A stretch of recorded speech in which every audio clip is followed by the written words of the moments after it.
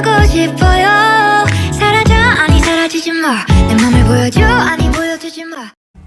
Assalamualaikum warahmatullahi wabarakatuh. Apa kabar anak-anak? Semoga kita semua diberikan kesehatan oleh Allah Subhanahu wa taala. Kemarin kita sudah belajar mengenai hierarki tata urutan peraturan perundangan nasional, yaitu di bab 3 kelas 8 semester 1. Hari ini kita akan melanjutkan materinya. Setelah kalian hafal mengenai tata urutan peraturan perundangan, sekarang kita akan belajar mengenai materi muatan peraturan perundang-undangan nasional. Artinya, Ibu akan bahas satu persatu peraturan tersebut, membahas apa saja atau materi muatannya itu apa saja. Dari yang pertama yaitu Undang-Undang Dasar Negara Republik Indonesia tahun 1945. Seperti yang kita tahu bahwa UUD 1945 itu dibuatnya sebelum Indonesia merdeka dalam sidang BPU PKI kedua dan disahkan di dalam sidang PPKI pertama. Nah, materi muatan di dalam Undang-Undang Dasar 1945 itu yang pertama adalah mengenai organisasi negara. Apa maksud organisasi? Itu lembaga negara. Jadi dalam pasal-pasal UUD 1945 itu membahas jelas mengenai tugas dan wewenang lembaga negara dari MPR, DPR, DPD sampai Presiden. Seperti dalam pasal 7 mengenai periode dan tugas wewenang dari seorang presiden.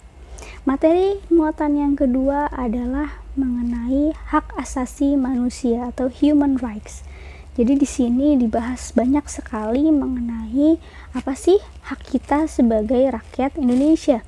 Ibu ambil contoh misalnya dalam UUD 1945 pasal 26 mengenai hak sebagai warga negara, pasal 27 mengenai persamaan kedudukan di depan hukum dan pemerintahan, ada pasal 27 ayat 2 mengenai pekerjaan dan penghidupan yang layak, ada pasal 28 mengenai hak berserikat dan berkumpul, ada juga pasal 28A mengenai hak untuk hidup dan mempertahankan hidup, ada juga pasal 28B mengenai hak memiliki keturunan dan keluarga, dan masih banyak lagi.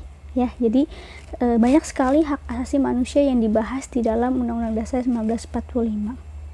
Peraturan perundangan yang kedua setelah Undang-Undang Dasar 1945 adalah TAP MPR atau Ketetapan MPR. Nah, setelah reformasi atau setelah tahun 1998, sebenarnya MPR itu tidak mengeluarkan ketetapan yang bersifat mengatur, kecuali bersifat internal. Internal itu maksudnya hanya mengatur mengenai anggota MPR. Terhitung itu sejak tahun 2004, ya.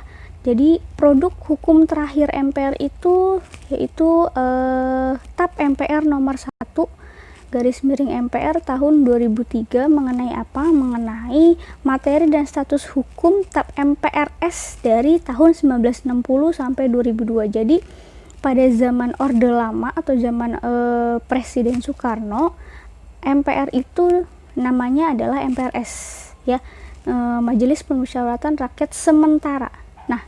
MPRS itu banyak mengeluarkan ketetapan. Nah, disitulah dalam peraturan yang TAP MPR nomor 1 tahun 2003 itu dibahas bahwa TAP MPRS ini status dan hukumnya itu sudah tidak berlaku lagi. Jadi inti dari isi TAP MPR nomor 1 tahun 2003 itu bahwa TAP MPRS dari tahun 1960 sampai 2002 itu banyak yang sudah tidak berlaku lagi.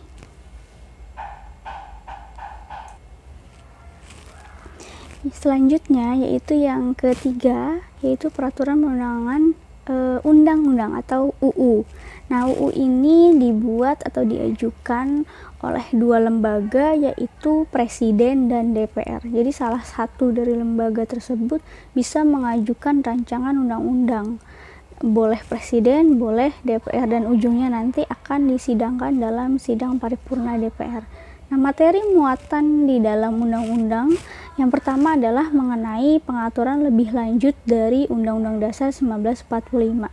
Jadi dalam UUD 45 itu misalnya satu kalimat. Nah, dari satu kalimat itu akan dirincikan lebih rinci lagi di dalam undang-undang. Misalnya mengenai hak untuk hidup. Nah, itu akan dirincikan lagi dalam undang-undang, lebih detail lagi, lebih terperinci lagi, dan draftnya mungkin lebih banyak dibandingkan Undang-Undang Dasar 1945. Materi yang kedua yaitu mengenai pengesahan perjanjian internasional. Jadi, misalnya Indonesia setelah membuat perjanjian internasional itu dituangkan di dalam undang-undang. Yang ketiga, materinya adalah mengenai tindak lanjut atas putusan Mahkamah Konstitusi. Nah, misalnya ada keputusan Mahkamah Konstitusi dan jika ingin dibuatkan peraturan maka akan dibuatkan ke dalam undang-undang. Dan yang terakhir, materinya adalah mengenai pemenuhan kebutuhan hukum dalam masyarakat.